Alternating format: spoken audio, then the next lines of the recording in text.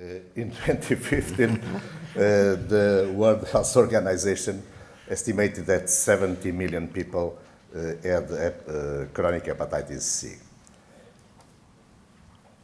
And the virus of HCV and HBV are responsible for 400 million persons with chronic hepatitis. And they are responsible also to, they kill 1 million people a year. And what is happening with persons who inject drugs worldwide? You see the regions in red and in pink, they have the highest prevalence of HCV.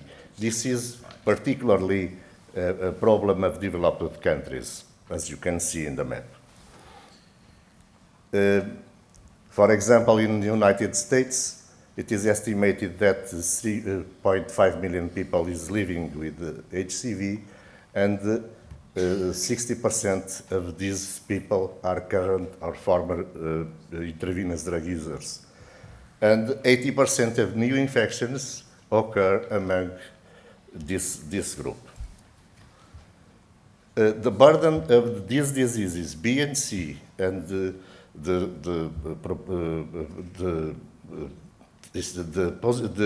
transmission, the probable transmission of this virus to other persons led the WHO to establish targets for elimination of hepatitis B and C. And two topics were chosen. New infections.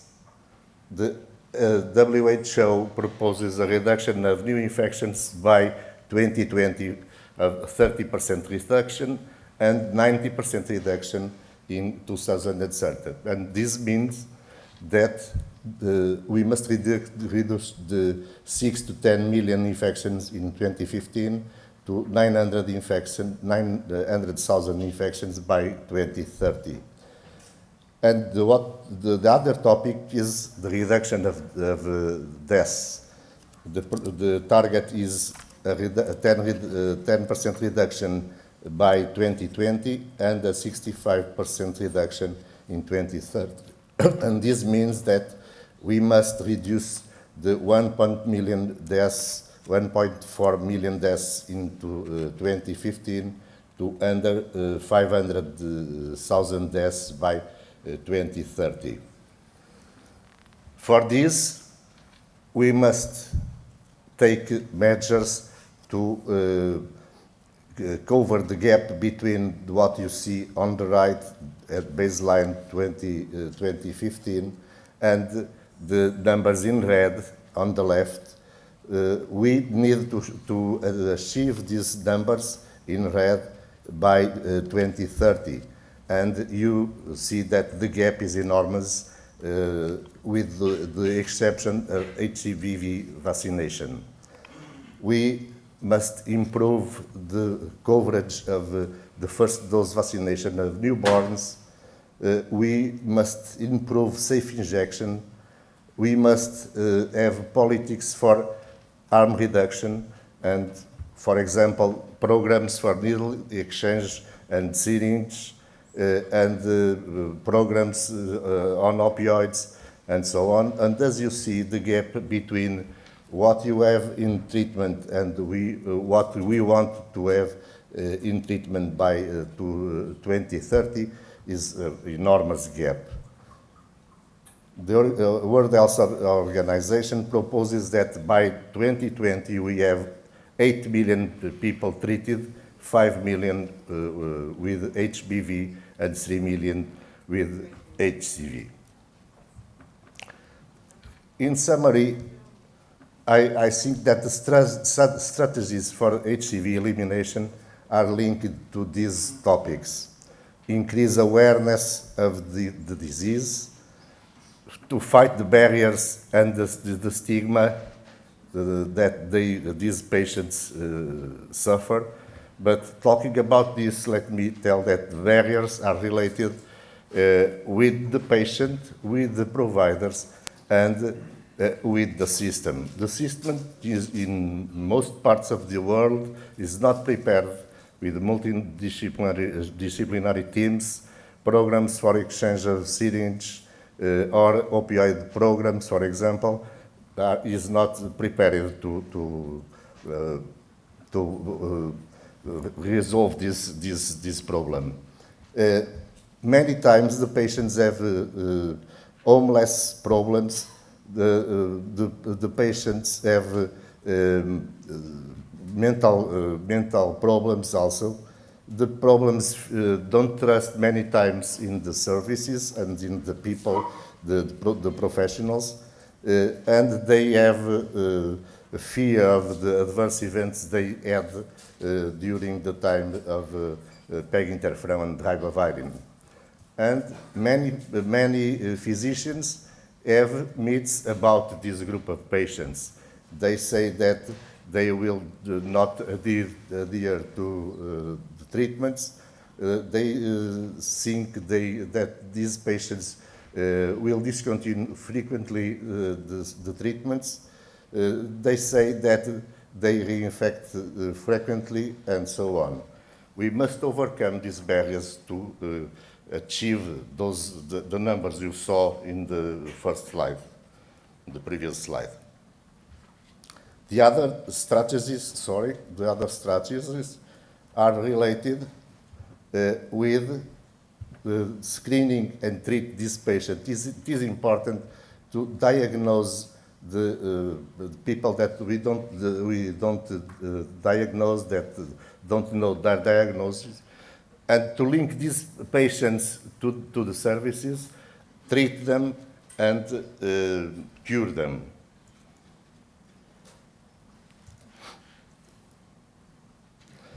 Here you can see that the increase of sustained virological response and treatment uptake could result in substantial reductions of HCV-related morbidities. On the right, you see a population in this population we achieved a sustained virological response of 90%, and if we treat this population, a high number of patients, we can avoid many of the morbidities related with HCV, as you can see. Compensated cirrhosis, decompensated cirrhosis, hepatocellular carcinoma, and so on. If you only get a sustained virological response of 58%, you can't avoid this number of morbidities. Another strategy, and this is important for this group, is to put the patients on under opioid substitution treatment. You can see three different cities, and for example in Sydney, you can see that the incidence of new infections in patients without, on the left, without opioid substitution treatment was 27 per 100 people year, and the incidence in patients under opioid substitution was eight times lower, 3.3, and the same happened in the other cities. And what about reinfection? Mark has talked about it. This is a paper published last year in Clinical Infectious Diseases, and the authors analyzed several studies and divided the studies in three different risk populations. They evaluated 46 studies in low-risk persons, and the risk at 5 years was 1%. 14 studies in high-risk people, and the risk at 5 years was 10.5 approximately, and in HIV/HCV co-infected, 15%. And the authors concluded that sustained virological response appears durable in the majority of patients at 5 years post-treatment. I'll show now some modalities of treatment of these patients. This one comes from Zurich and from a clinic where patients, or some patients are in opioid substitution treatment and others have heroin-assisted treatment. They treated 50%, 50 patients. 42% of these patients were taking heroin, 34 used alcohol, and 60% were cirrhotics. And the rates of SVR were for heroin, the heroin group 100%, and for the opioid substitution 95%. Two other examples from Europe. The first on the left from France. These are, both examples are mobile teams. The first in France is constituted for hepatologists, nurses, social workers, and they achieved a 97% SVR in 154 patients. But over these results that are in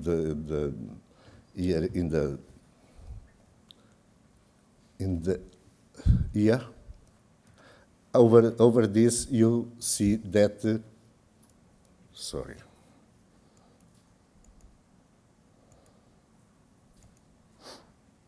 You see that they screened more than 2,000 people. They made more than 700 fibroscans, and they made dried blood tests in almost 1,500 patients. The fibroscan and these screenings are very important to link these people to the programs.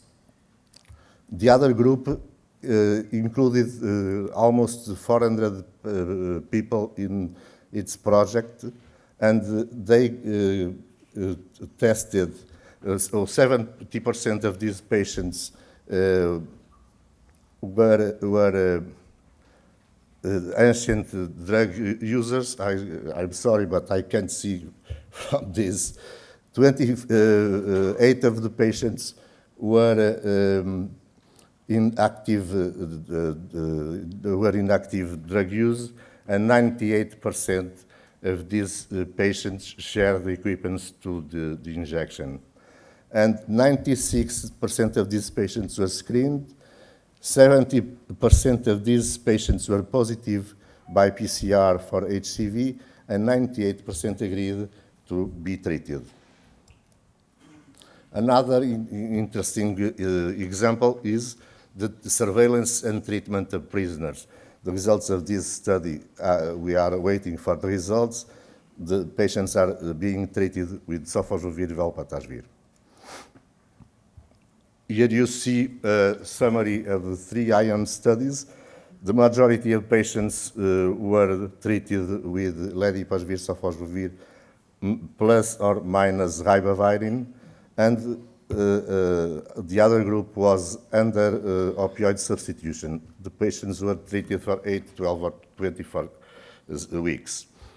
As you can see, the rates of SVR were similar, 94 versus 97, and the adherence was over 80% in 94 and 96% of the groups. Other example of treating patients under opioid substitution is the treatment with 3D of these patients, and they got a sustained virologic response of 97%. And this group of patients were treated with grazoprevir elbasvir. This is the CIED Code Star study. These patients were under opioid substitution and were treated for 12 weeks. And the global sustained virological response was 92%, genotype 1, 94, genotype B, 93, and genotype 4, 92. This is a study presented in the last EASL, Simplify study. This study evaluated efficacy and safety of sofosbuvir velpatasvir in people with recent injecting drug use, and the SVR12 was in intention to treat 91%. Another interesting study presented in the EASL was this Prevail study. These were patients under opioid substitution treatment. They were divided in different models of treatment. 51 patients were treated under the directly observed therapy. The second group had a weekly medical visit to help in adherence, and the other group, 51 patients, made individually their drugs, take their drugs individually. And the results were 98% for the directly observed therapy, 94% for the group, and 90% for the individual treatment. The adherence was better with the DOT group, the DOT therapy and the group. And finally, I will show you some results of our work. Our patients are treated in our outpatient clinic, but for patients with problems with adherence, we founded in 1998 a Center for Combination Therapy. These patients are treated under directly therapy. They all take opioid substitution, particularly methadone. They are treated for HIV, HCV, and tuberculosis. Patients with HIV, nowadays 175 go every day to the center, except in Sundays. We treated between March 2015 and April 2017, 298 patients. Of these, 91% of these patients were acquired the infections with intravenous drug use. We divided these patients in 3 different models of care. 130, 48%, were former intravenous drug users, and they self-administered their drugs, and they had no opioid substitution. The second group was under opioid substitution, but they self-administered the drugs. These patients are treated for drugs in centers specialized in that. And the other group was treated in our center, the combined therapy, 73 patients, under DOT, under opioid substitution, and they took the drugs in the local. There were no significant differences between the different groups. Patients with HIV were very well, with good CD4 cells counts, and almost all had a viral load under 50. Genotype 1 was the most frequent. Baseline HCV viral load was over 800,000 in more than 77%. 43% were cirrhotic, 31% were treatment experienced, and 87% were treated with sofosbuvir ledipasvir due to the agreement made between the government and the company.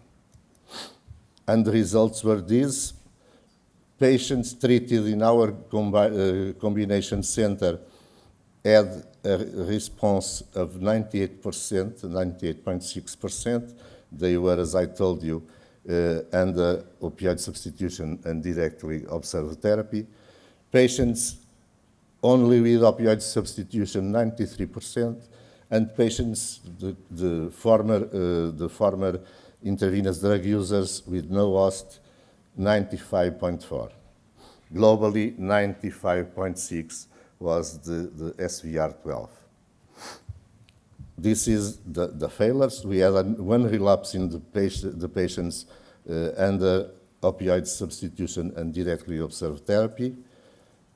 Patients on OST had 2 deaths and 3 relapses, and patients that made themselves the drugs, took the drugs themselves, 4 relapses, 1 death, and 1 loss to follow-up.